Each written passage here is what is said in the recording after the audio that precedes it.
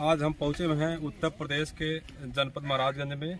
महाराजगंज जनपद नेपाल राष्ट्र से सटा हुआ जिला है और यहाँ भी आप देख रहे हैं हमारे पीछे यहाँ जो है एक टीला टाइप का है। यहाँ पे उत्खनन का कार्य चल रहा है और उत्तर प्रदेश उत्खनन विभाग की टीम यहाँ पे आई हुई है, खनन कर रही है और यहाँ पे कुछ अवशेष भी मिल रहे हैं। मैं बता दूं आपको कि करीब 1978 से इस टीले को सुरक्षित किया गया है। करीब 88 एकड़ का ये पूरा जो एरिया है इसे सुरक्षित किया गया है और 1992 में भी खुदाई हुई थी, कुछ अवशेष मिले थे, लेकिन उसके बाद तब से काम ठप पड़ा हुआ था। फिर जो है शासन प्रशासन ने प्रयास किया है, उत्खनन का कार्य शुरू हो गया है। उम्मीद जताया जा रहा है कि ये गौतम बुद्ध की माता माया देवी का जो है ये जन्मस्थली रहा है और ये गौतम बुद्ध का ननिहाल है। तो कुछ अवशेष मिल रहे हैं, इसी से जोड़ कर देखा जा रहा है कि आगे क्या मिलता है। वास्तव में माता जी का ये जन्मभूमि रहा है या फिर कुछ और चीज़ है यहाँ पे। तो हम बात करते हैं जी, हमारे साथ मौजूद हैं। सर, आप अपना परिचय दीजिए।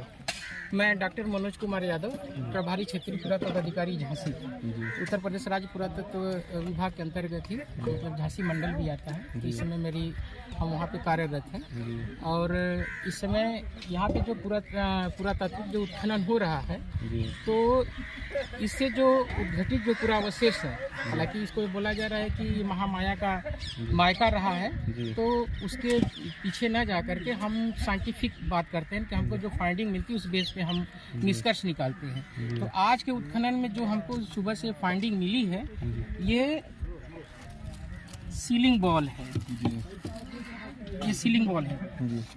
ऐसा माना जाता है ना कि जब इसका साइंटिफिक एनालिसिस करते हैं, जैसे कि एक डायनेस्टी होती है, हर कल्चर का अपना टिपिकल उसका जो होता है ना कि उसकी अपनी एक पहचान होती है संस्कृति की। तो हमारे इतिहास का एक कालखंड रहा है कुषाण काल। कुषाण काल की अपनी एक विशेषता रही है उसके पॉलिश को लेकर के, मतलब उस समय कौन से मतलब कि बर्तन कैसे बनते थे, उस समय कैसा ट्रीटमेंट होता था। तो ये सीलिंग बॉल टिपिकल एक सीलिंग बॉल कुषाणा पीरियड का है। और भी जो ऑब्जेक्ट हमको मिले हैं उसमें ये एनिमल फिगराइन है, पशु ये आयरन स्लेग है, एनिमल फिगराइन भी बहुत सारे मिले हम लोगों को।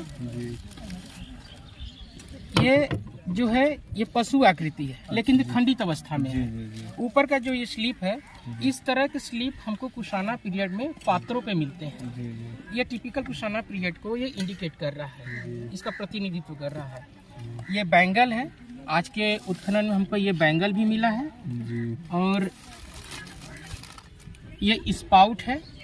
अभी उसमें क्या है कि कुषाणा पीरियड में जो पात्र आता है उसमें स्प्रिंकलर टाइप के, जिसको छिड़कन दानी बोलते हैं, उस टाइप के आते हैं और उसमें क्या है कि स्पाउट पात्र भी बहुत विशेष रहा है। तो सुबह से हमको ये एक स्पाउट भी मिला है और ये स्टोन ऑब्जेक्ट है,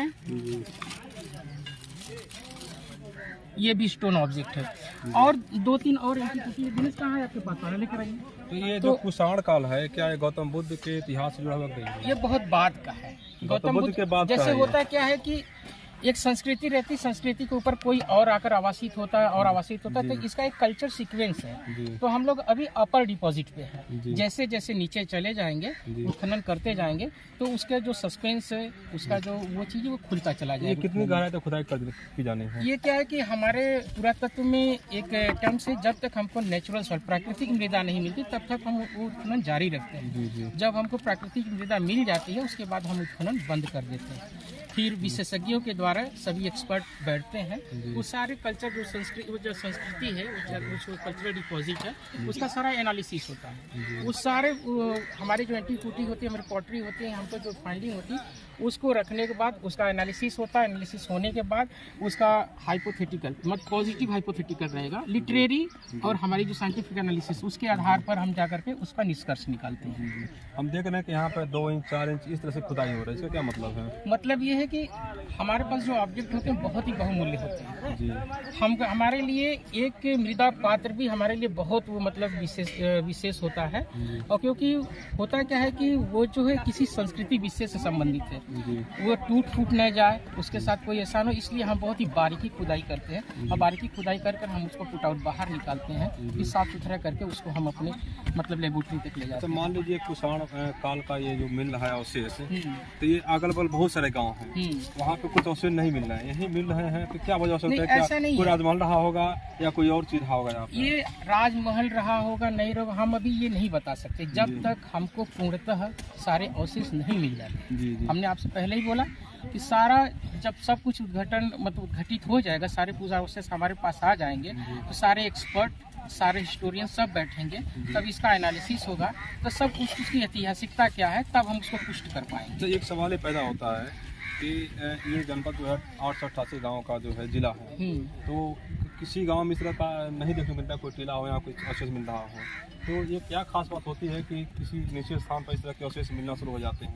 नहीं, ऐसा नहीं, ये जो राजवंश है बहुत ही बृहद क्षेत्र में फैला हुआ था, जी। और ये उत्तर भारत का जो क्षेत्र है, कुषाण काल का जो पीरियड था, जी। वो हर क्षेत्र में आपके ऐसे अवशेष मिलेंगे। अगर वो माउंड है, वो टीला है, वहाँ पे मतलब उसका जो सांस्कृतिक क्रम, जी। मतलब डिपॉजिट बहुत मतलब शुरू से अंत तक रहा है, तो ये राजवंश आपको मिलेगा ही वहाँ। मिलेगा, जानकारी नहीं है लोगों को। हाँ, लेकिन आज के लोगों को जानकारी नहीं, उनके लिए तो एक उत्खनन का मतलब ये हो गया कि किसी खजाने की खोज हो रही है। जी, जी। लेकिन एक पुराविद क्या करता है, वो संस्कृति को खोजता है, संस्कृति, मृत संस्कृति में वो जीवन की स्पंदन का संचार करता है, जिससे कहीं न कि कहीं हमारे तो मिलेगा। आगे आने वाली पीढ़ी समझ सके कि हमारा इतिहास रहा क्या है। चलिए सर, बहुत बहुत धन्यवाद आपका। उम्मीद करते हैं कि आप लोगों का उत्खनन सफल होगा।